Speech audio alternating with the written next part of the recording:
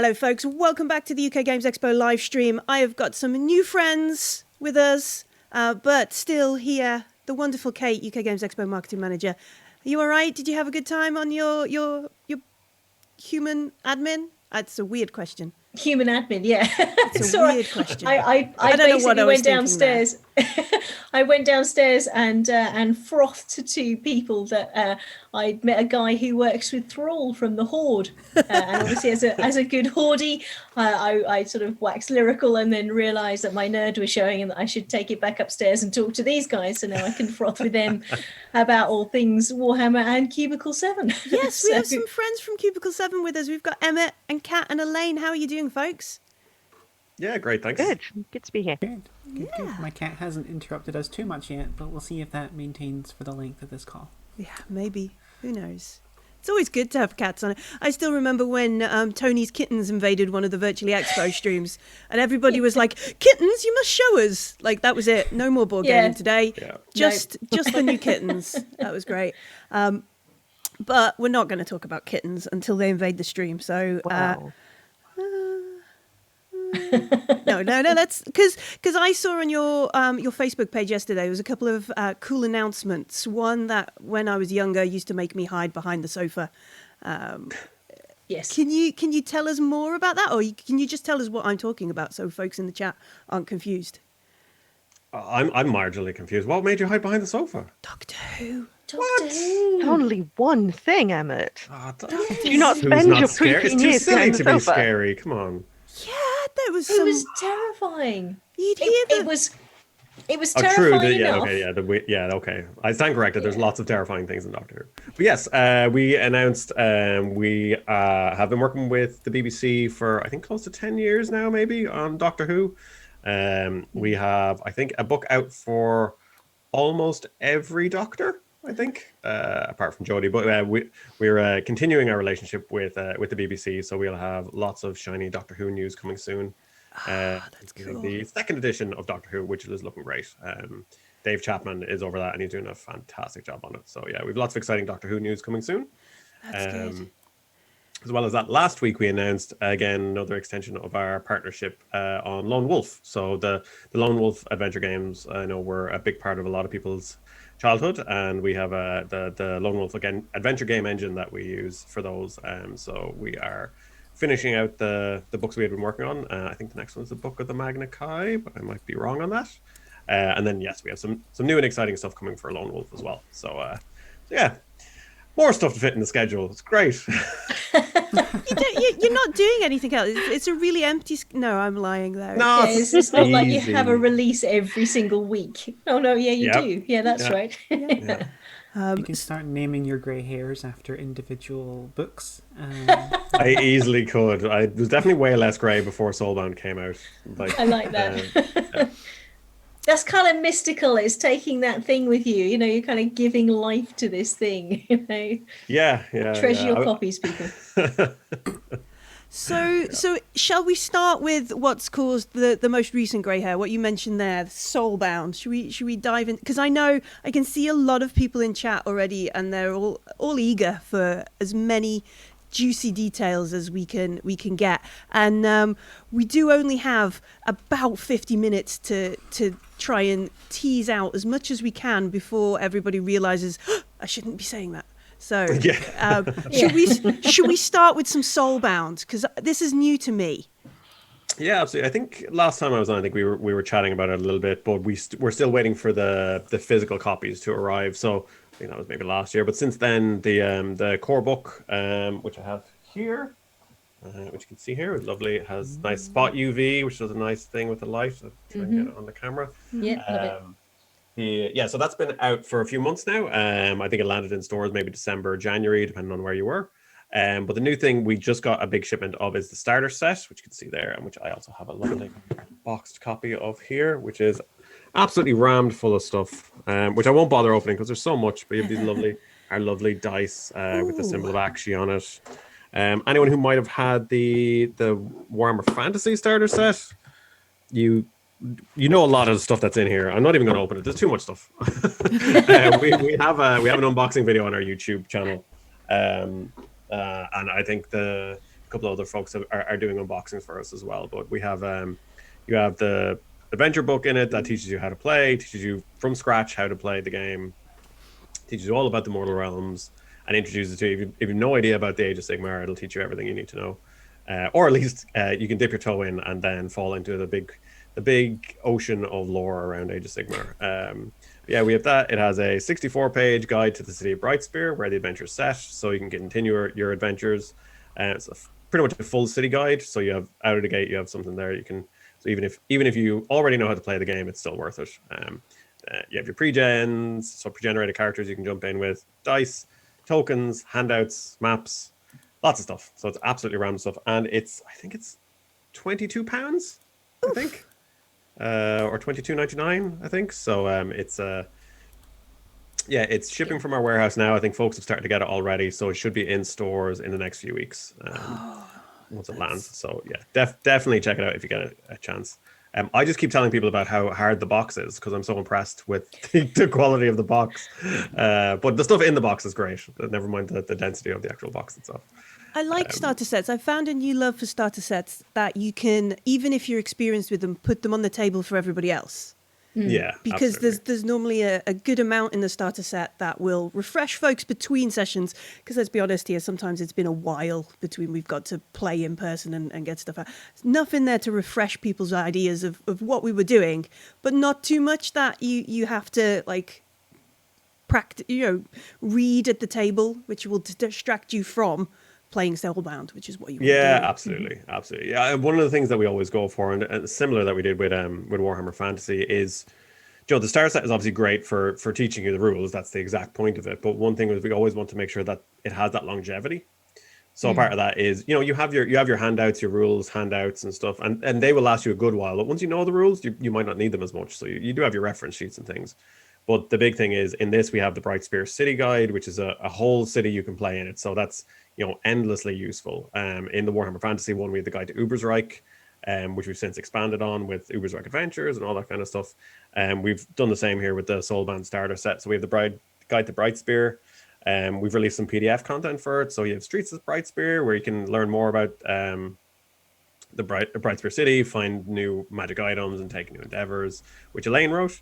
And then we have Fateful Night, which is like a horror themed adventure in Brightspear that Kat wrote for us for last year. So it's a bit horror, but also with a Shaun of the Dead option. Yeah, Nice. absolutely. I'm very much up for that sort of horror. I'm a total wuss when it comes to horror. Supernatural, I'm okay with, but if it's Shaun of the Dead as that part of thing, that's a nice option actually. Yes, thank you. Haunted beer is in there, so that'll tell you. Yeah. Oh, I remember us talking about this now. Yes, Yeah, absolutely, I remember now. yeah. I've just realised everything I've written for Soulbound involves beer in some way. We need to Seems have a reasonable. talk, Kat. No, I need to go to the pub. It's been a year. Yeah, absolutely. God. Oh, So yeah, that's the big release that we have now at the moment, as well as that. Aside from Soulbound, the Death in the Reich and Death in the Reich Companion for Warhammer Fantasy have also arrived in our warehouse and in the distribution centers in the States as well. So we have the lovely standard edition and the absolutely amazing collector's editions done in almost like tarot card style. So they are currently shipping and being delivered to folks around the world, and they will also be in shops. I think probably at the same time as the starter set as well. Nice. So yeah, there are new physical releases, which is great. But I think since the start of year, we've released everything. 7 or 8 or God knows how many products already, pre-orders. Going back to Soulbound, we have a player supplement called Champions of Order, which introduces the Lumineth Realm Lords for anyone who knows the Lumineth. That has tons of new talents and player options and spells. We released a actually monstrous bestiary, which is about 200 pages and over 180 new monsters in it as well. We released I have to say, you guys are prolific in what you're putting out and the consistency of it and all of this. And I mean, how do you guys get together and go, well, it needs to be this, and now there's 200 pages of it, and how does that work between? Because obviously now you're all lurking from home in different capacities. That's got to be an interesting way of trying to get everything sorted, right? Yeah, absolutely. It's a lot of spreadsheets. Gosh, you're glamorous. It's Yeah, amazing. we have Wouldn't believe. we've a project management software as well that we use, but generally it's, we have weekly meetings, like as a team, and then we have individual team meetings across each line, and chat through things. So I think at one point or another each line has about six major products on the go at a time, plus PDF supplements. So at any one point there could be almost 20 things on the go in the studio, probably more, honestly. But it's just coordination and talking to to folks. We've a really fantastic teams of internally, but then we've a lot of trusted writers and artists that we use on a regular basis, who we know they do great work, and we can just hand them something and they'll basically hand us back a complete manuscript, and it is an absolute joy to work with people like that. Yeah. That brief, here it is, here's your entire thing. It's like, pretty much. That's amazing. Yeah, it's great. Talent. Yeah, very much so. I mean, the coordination side of things it's meetings and chats, and we have our own Discord and we have GChat, and everyone's sick of meetings, but they're absolutely necessary. Yeah. I don't think much would change for Elaine and Kat, who aren't based in Ireland anyway, so they'd have to join. We don't know any different. Yeah, exactly. Yeah. I forget that a world outside of my computer screen exists, honestly. We're all going to go out there and question the graphics, those t-shirts, they're more and more real each day, right? We had Look sharp to see the pixel. Yeah. We had our monthly meeting, kind of team-wide monthly meeting there a few weeks ago, and Kieran, who does all our like fulfillment and stuff, he did like a walkthrough of the warehouse, and I was like, oh, I miss the warehouse. Like, I was really sad, but like Kat and Elaine and a couple of other folks had never seen the warehouse or the office at all, so everyone was like, wow, this is amazing. Look, the boxes, the stairs, wow, it's real machine. It turns into books. It was wild. A space that isn't a lounge. It's amazing. Yeah. It was like, wow. We have an actual sign. It's a real building that actually exists. Brilliant. The next year's UK Games Expo, I'm just going to be walking up to people and going, "You're in 3D." It's absolutely. It's strange. Background. Wow. I can see the back of your head. I didn't realize. Oh God. It exists. I love the idea. People, turn your speakers down. Yes, or the brightness. Sometimes it's the brightness, right? Or I love people with like an Oculus set up, except the front bit's been taken off because they feel a bit more happy that back actually in the comfort zone. Yeah, it's a thing. Yeah, absolutely. So, wow. But we have a lot on the go, so and we finished out Shadows in the Mist for Soulbound, which is our first campaign. So you have a nice through line there. You've your core book, starter set, GM screen, bestiary, player options book, and a campaign, and then PDF supplements and plenty more stuff coming down the line as well, which I won't even bother getting into. That's absolutely tremendous. So we've got a couple of questions from the chat actually about are you planning to expand Soulbound onto virtual tabletop? Yes, we are. We at the moment we have Wolfrup Warhammer Fantasy on Roll20 and on Foundry, which works fantastically well. I think we have the starter set and Rough Nights, Hard Days, and the first few parts of the Enemy Within on Foundry. We have the core book and tokens on Roll20 and some more stuff in the works as well. But then for Soulbound and for Wrath and Glory as well, we'll be looking to bring them to virtual tabletop. It takes time, so it's another thing to add to the schedule. But it's definitely being worked on and planned as well. I had the pleasure of playing some of the campaign that's on Foundry with he's actually in chat now, Pete from Garble Games. Oh yeah, we were playing and I was honest to goodness amazed at how simple it was. Because sometimes you get things and it can be a little bit puppies. Sorry, distracted squirrels. But the implement and the maps and all the drag and drop of the making your characters, it was just just mwah, I loved it. It was great. It's absolutely fantastic. Russ, who worked on that for us, is has done a brilliant job on it. It's a really fantastic way, especially with folks playing satellitely now so much of the time as well.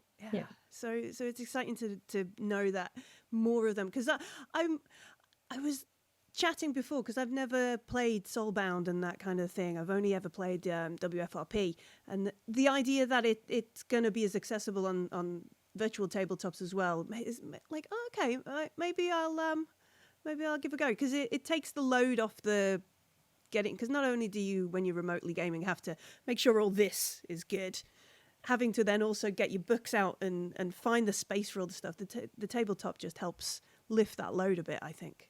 Yeah, absolutely. And it's part of the reason we get PDFs with all our purchases. So if you pre-order or buy the physical version, you get PDFs. So if you have the Soulbound core book and you have a couple of people in your group, just they can have access to it fairly easily, as if it was sitting around the table. Mm-hmm. But it's the VTT stuff is excellent, both Foundry and Roll20. I think the different experiences, it's what people prefer, I think.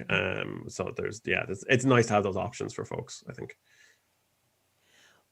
What else have we got coming here? What picture shall I find for folks next out of all the wonderful pictures?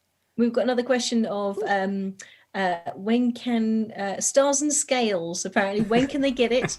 And what Seraphon archetypes can they look forward to? Oh boy.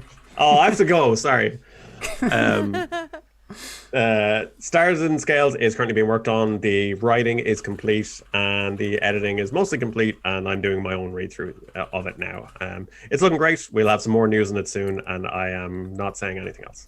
Stars and Scales, is that for Soulbound as well? Or? Yeah, sorry. Stars and Scales is for Soulbound. It's a PDF supplement focused on the Seraphon. So the Wolfrup, you would know them as the Lizardmen. Oh, okay. Yeah, so they're the Seraphon in Age of Sigmar Soulbound, or in Age of Sigmar in general. Yes. So we will have more news on that soon, but it should be out in the coming months. So trying that's to get my timelines in my head. That's quite a good sort of bit to because you have a lot of PDF only releases as well, kind of thing. One of the ones that obviously I'm a Wolfrup fan, so I was interested in this spells and that kind of stuff, but. There's another one as well, isn't there? Just help me find it in the thing. Soulzar spells Patrons we released recently as well. Patrons of the Reichland, is that it? I can't. Let me check.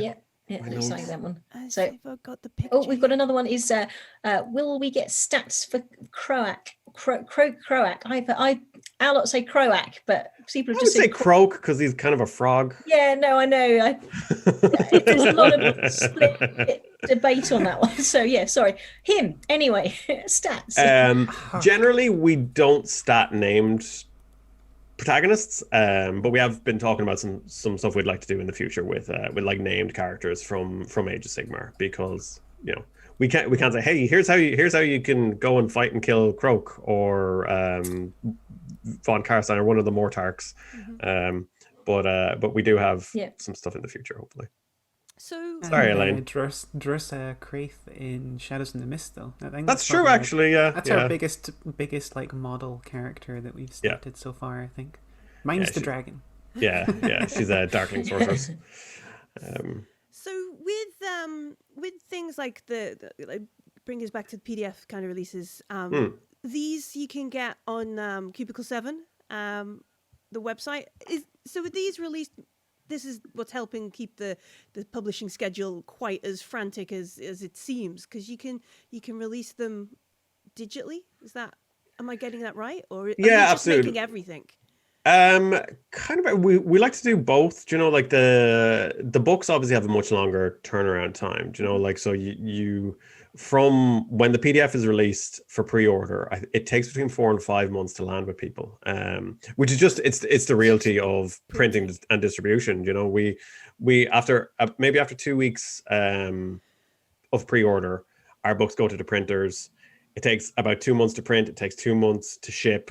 And then from when they land with us and in the US, in our distribution over there, it takes about a month to get into stores. So you are looking at 4 to 5 months. So the PDF content is just, it's psychologically it's great, I think, for folks working on it, because they could be like, hey, it's a 10-page 20-page thing, here's the brief, here's the writing, here's the art, and it's done, and it's out, and it's nice.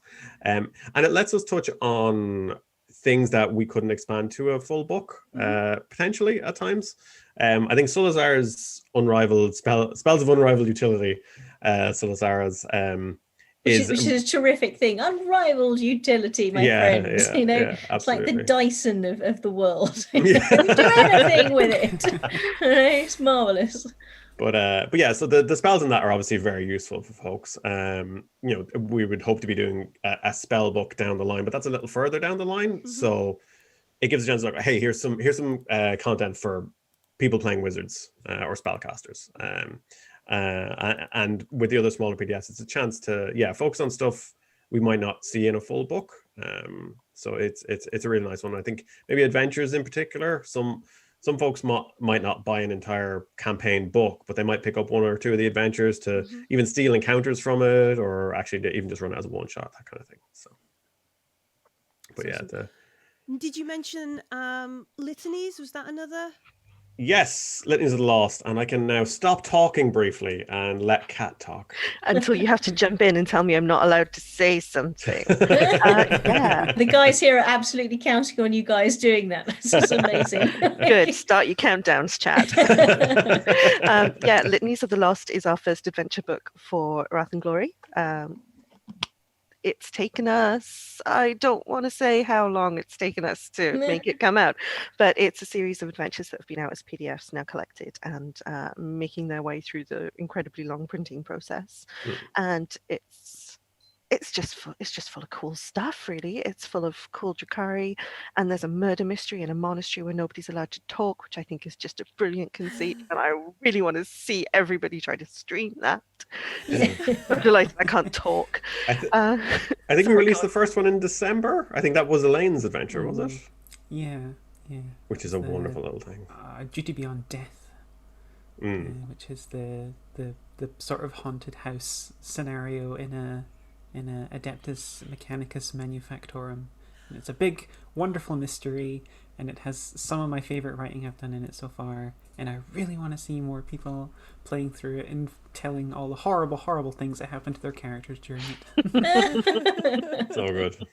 I love that whole thing of here is the mystery and you've got to solve it. Oh yeah, but maybe a few teeny consequences. Just a couple of hitches along some the sort way. Of therapy afterwards. That would be good, right? That's the 40k way. Yeah, fair. Well, not the therapy. You don't get the therapy. Sorry. No. Yeah. So these. Let me just get this straight in my head. So the Litanies of the Lost is a collection of adventures. Yeah.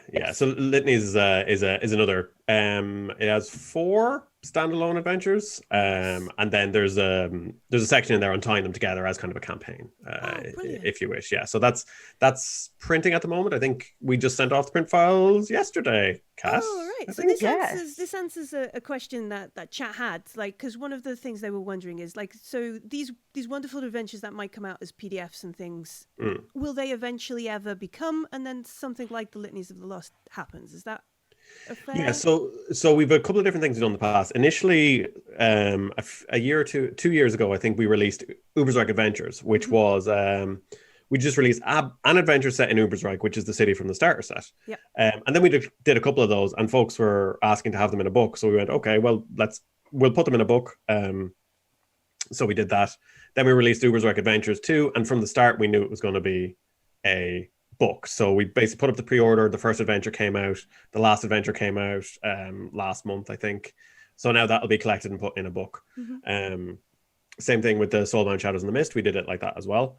Going forward, we probably won't do that format with adventures and things because of the administration side of it. It's quite a lot to try and combine everything, and the functionality on our own website and then with drive-through, it's a bit wibbly. So what we generally try and do is, here's pre-order a book, here's the complete PDF, rather than getting it in bits and bobs. What we might do with things like Sulazar's spells, and then we have Patrons of the Reichland and a couple of other really nice short PDFs. We're looking at possibly in the future maybe do like a best of every year. and just pull the most popular ones into a book and get those printed. So Cubicle 7 Annual 2021. I love it. yeah, That's exactly. very cool. Yeah, so because I know a lot of people they love print, so it's having those available in print would be ideal. Or maybe we might look at doing maybe like smaller, a 32 or 64 page, maybe convention only. We'll just have them there for folks. But it's something that we're aware of, so we're chatting about a bit. So it might be a case if we pull the most popular ones into an annual.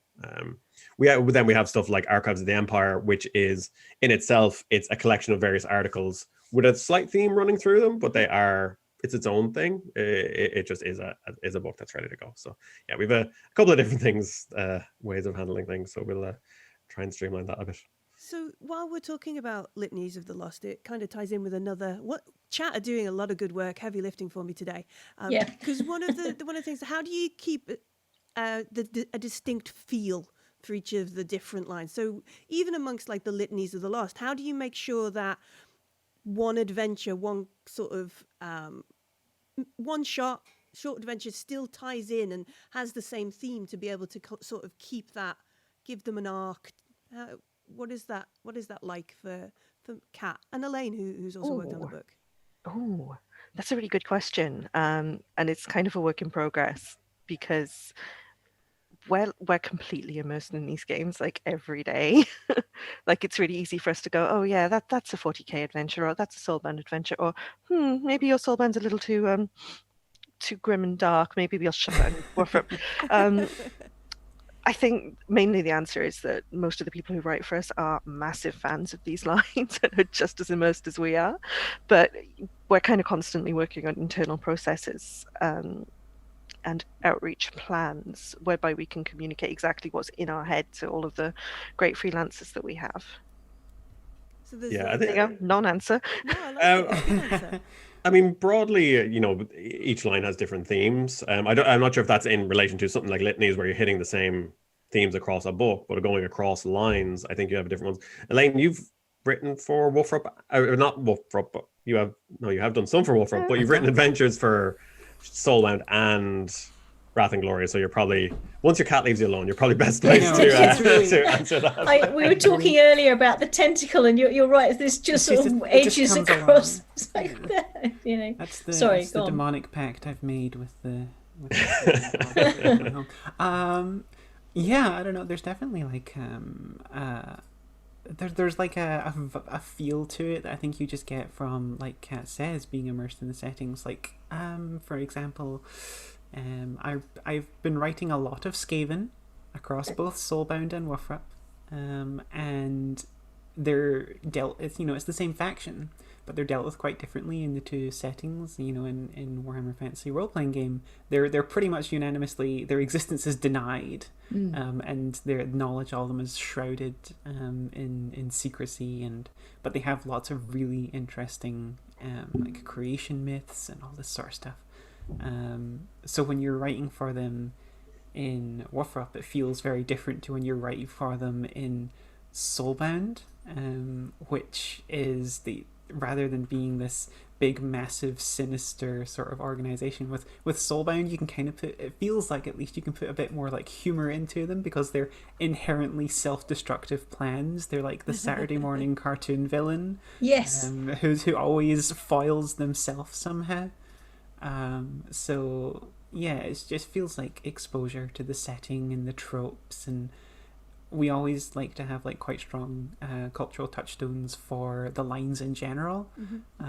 Like for Soulbound, we're always talking about, it's like it should feel like it's quite superhero-y with like the power level of your characters and all these sort of things, whereas Wolfrup is like your gutter punk type vibe, and Wrath and Glory is somewhere sort of in the middle, depending on what tier you play.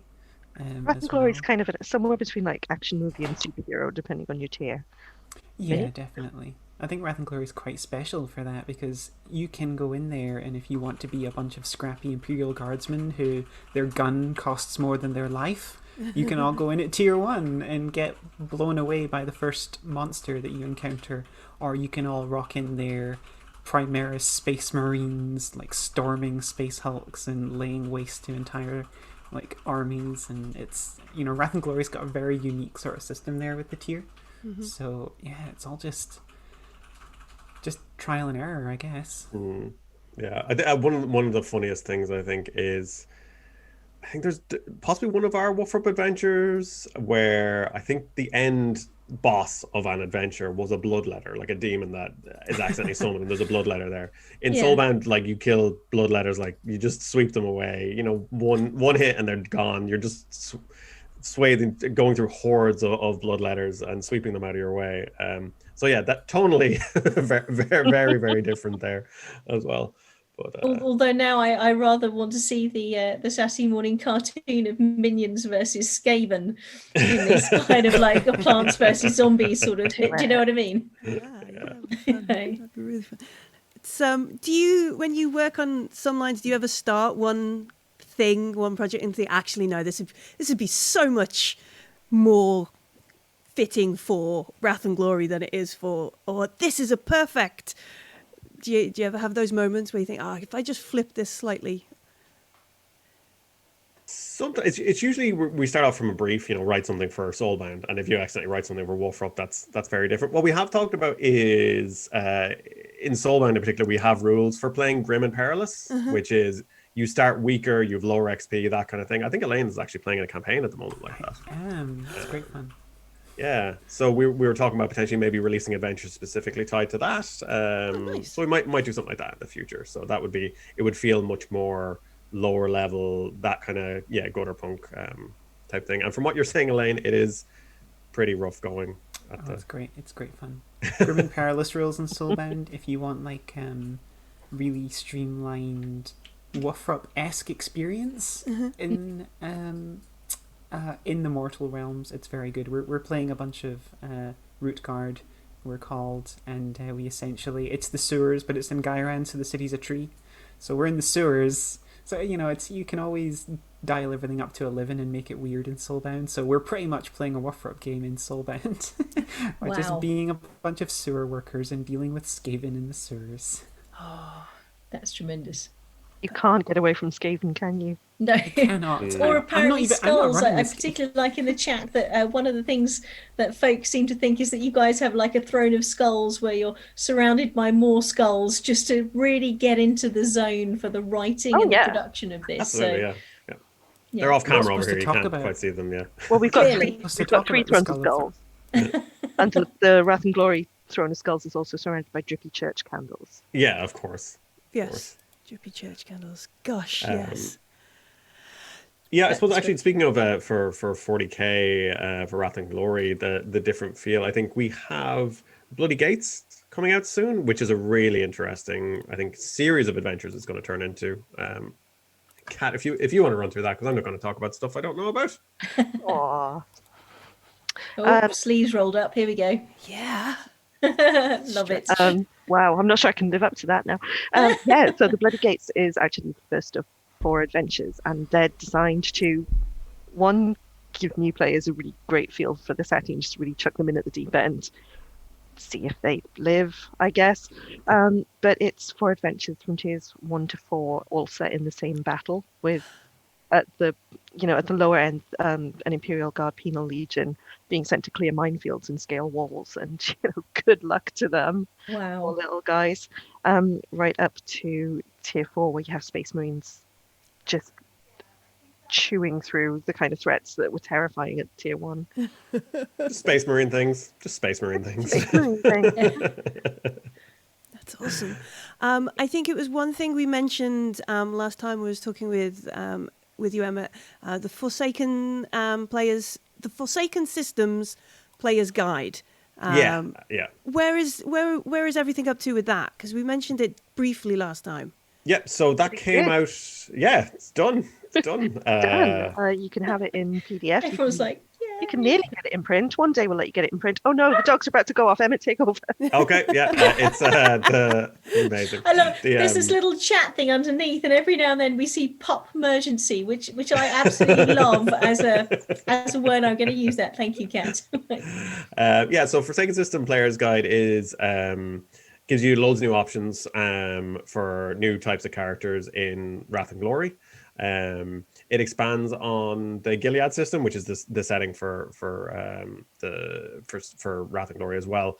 It's released I think end of January, start of February, so it's or possibly a bit later, I can't remember.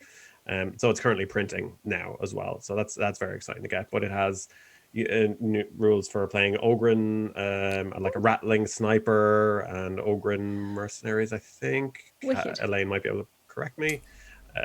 Even like new frameworks and stuff with patrons and stuff as well. Nice. Elaine, I've forgotten stuff. Can you help? I want to say, sorry, pup emergency is over. Dog has been removed from cat flap. I want to say it's also got endeavors in. Oh yes, yeah. So cool, sort of non-combat, non-adventure activities that you can undertake to kind of develop your character and Oh, nice. some cool stuff in the background. Forsaken System has the Crute in there as well, doesn't it? It does, yes. Does. My favorite, Yes. one of my favorite Xenos factions is the good old Crute mercenaries. No other species can you express your emotions by sweating a very potent and nasty smell, which I did a lot in the playtest. I expressed my distaste by sweating profusely, and it's very pungent and very unpleasant. That's amazing. Maybe that's what's happening at the expo sometimes. Although our folks are pretty good, but any gaming convention that you set in the summer, it's exciting. It's too hot. That's what's going on. It's an expression here, people. Every So be con has gentle its with each own other. miasma, I think. Exactly. Speaking of Xenos, we clearly have someone asking for a friend, Ortho Ironhand, who someone might be obsessed with Eldar. So, any chance of Harlequins? They're saying for Wrath and Glory. We never say no. I don't know what I'm allowed to say, but chat, I will tell you that I'm also mildly obsessed with Eldar, so chances are good. It's a good sign. The thing is, a Harlequin is you never know if they're right behind you or not. They could already be in one of the books. We wouldn't know. Yeah. They're all so stealthy. All This those is mirror good. shields. It's cryptic. I love it. I love it. So, One of the things I noticed, Elaine, you said you were playtest. Do you all get to playtest like the adventures and stuff collectively and things like that? That would be epic. Yeah, We certainly try do. to as much. Yeah. Yeah, Elaine at the moment is actually running a playtest of an upcoming Soulbound, our next Soulbound campaign called Black and Earth. So Elaine is playtesting that. On Thursdays, we have a playtest of The Enemy Within, which was too full for me to partake in. But I believe that's going well. They're playing through the Horned Rat and getting ready to go through Empire and Ruins. So that's Porrick and Dave, who are over Wolfrop and Dom, and I believe we have one of the crew from Fat Shark who make the Vermintide game are in there as well. Yeah, so Nice. so yeah, we try and playtest as much as we can, but obviously we kind of can't playtest everything. But yeah, so some things we definitely need to take out for test drive to make sure that they play right. I love the idea of like we need to playtest this every Thursday between 4 and 6, right? And everybody around the table going, yeah, absolutely, yeah, totally. This one, we're gonna, yeah, that sort of conversation happening. This is why I Yeah. miss the office, because we used to play test on Thursdays after work, and we would all get takeaway and just sit in the office, sit around the table and play test, and it was great. It's not the same being at home and just sitting in front of your computer. It's like, I guess I could get takeaway, but yeah. No, I love it. It's just that remembering what, because it's easy, right? It's very easy, especially when I find planning things for Expo and doing stuff. You become a little bit removed from what you're doing, and you getting in there and playing the game, and for myself, running around the Expo on a Sunday reminds me what you're doing, and you're like, yeah, yeah, absolutely. I love it. Yeah. It's really important, I think. Like you can spend a whole week looking at spreadsheets and project management tools, and then Yeah. Thursday rolls around. For some of us joined too late to attend the Thursday playtest. We make our own fun, it's fine. But yeah, then you get like 2 to 3 hours a week of playing the game that you made, and you realize, yeah, it's quite cool actually. You did a good job. That's Very awesome. surreal. But there's also a weird power to running a game that you wrote. And like, how does this work? I was like, I just make it up. Can't deny it. I mean, I wrote the rules. It is actually my story, and in this case, I am God. Just Yeah, for this little yeah. miniature piece of the universe. Yeah. Or you come It's across and it's good like, oh, that's a for- terrible rule. Oh no, I wrote that. Yeah. Do you ever get those points where? So I love this when I'm GMing things. Is that you set out a thing and you're like, right, here's like 10 different ways I think they can go, but I want this to be open so they can go anyway. And the players walk in and immediately find 11 completely different ones and then run in random directions. And that's both wonderful because it's a huge testament to creativity and things. But how do you deal with that in terms of when it comes back to your rule and you suddenly see your rule encounter the enemy almost and see them run away with it in a completely different direction? I think it probably hit me hard. I actually ran the Soulbound starter set for my home group, and one of my mates is very good at putting together. He's not a power gamer, but he just likes interesting systems. So he was like, he wanted to play a pure tank, like in the MMO sense that he just defended people, and that's what he did. So we had like the Lumineth Realm Lords from Champions of Order. One of them has a trait that they can get a plus to their defense, and then he took something else that gave him plus to defense, and then something else that gave him double defense when he defended someone. So he would just stand in an area, and the way Soulbound works is there's zones. So he would just stand in a zone, and the enemy would have to make a test to try and get past him. Yes. And because of all the things he had put together, I literally couldn't get past him. So I couldn't get past him to hurt the other people, and no one had like guns or bows and arrows or anything. But one of my other friends had made a really fast character, so he would just on his turn run out and stab people and run back in and hide behind them. So I was just like, there's literally nothing I can do. I was like, oh, you win. Screw it. You're fine. He's a portable castle. You run out from the castle, you come back again. At some point someone's going to raise a flag on top of him just to do the proper, Note to self, give them ranged next time. That kind of thing. Everything has guns going. Always have range. Well, I'll be honest, at that point I usually just have an earthquake or something. Lightning strike, wall falls down, I'll change it up. Rocks fall, everybody dies. That's the thing. Awesome. Absolutely. That is quite amazing. Oh dear. Someone in the chat has just said you don't have to name names. They know exactly who did that.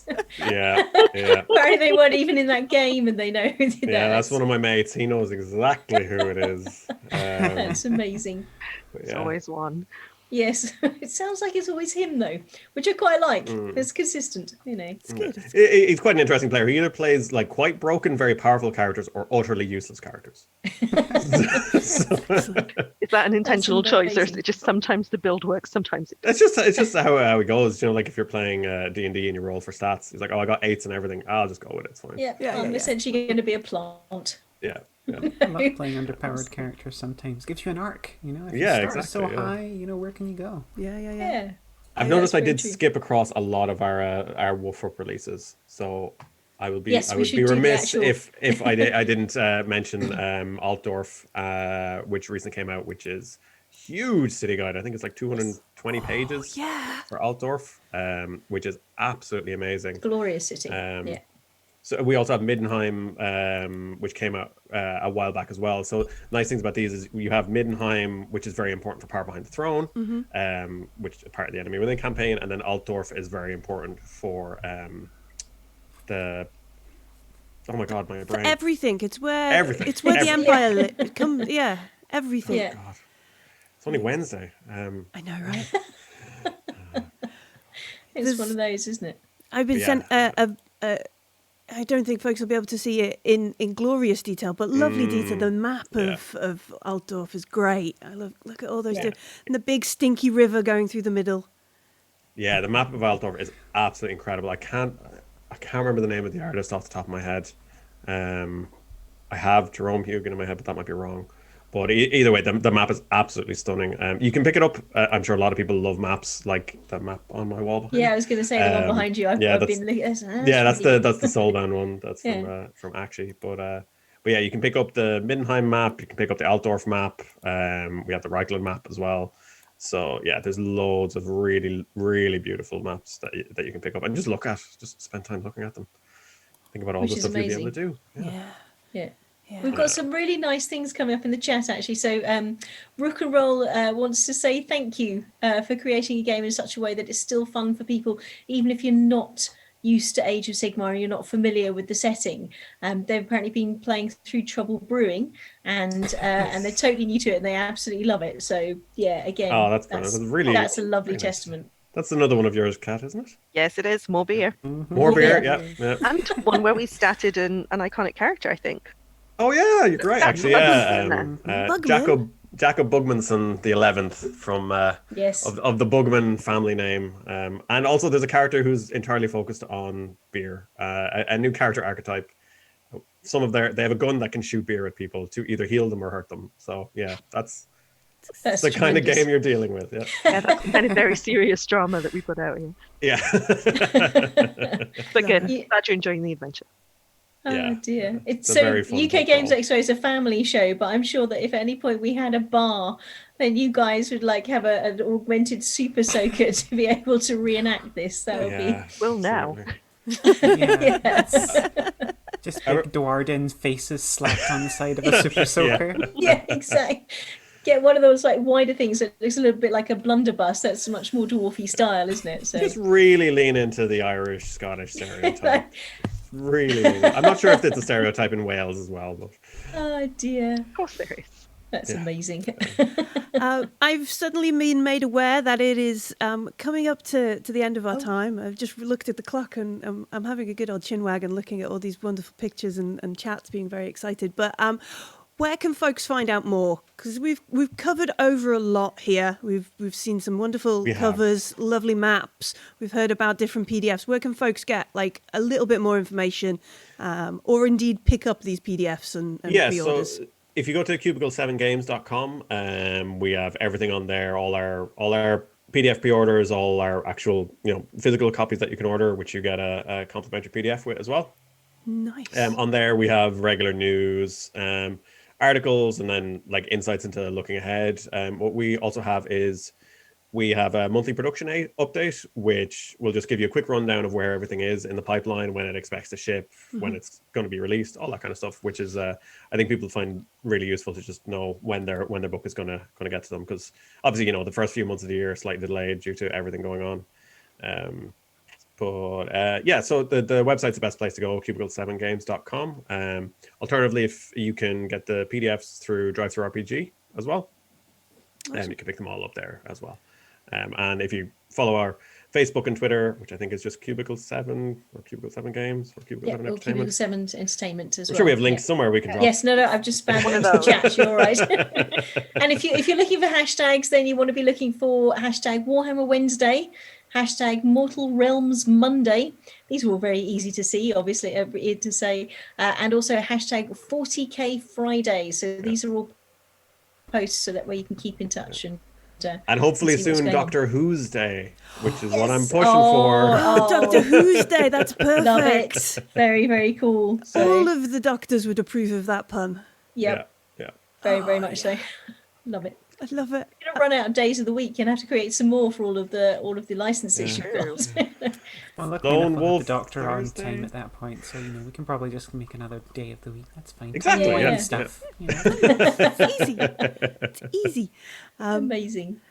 It has been a pleasure, folks. Thank you to everybody who's joined us. If we didn't get to answer your question and you still have questions, do find out the chaps on Twitter and Facebook, and you can maybe get some answers. Or if nobody can answer, you might just get a smiley. I don't know.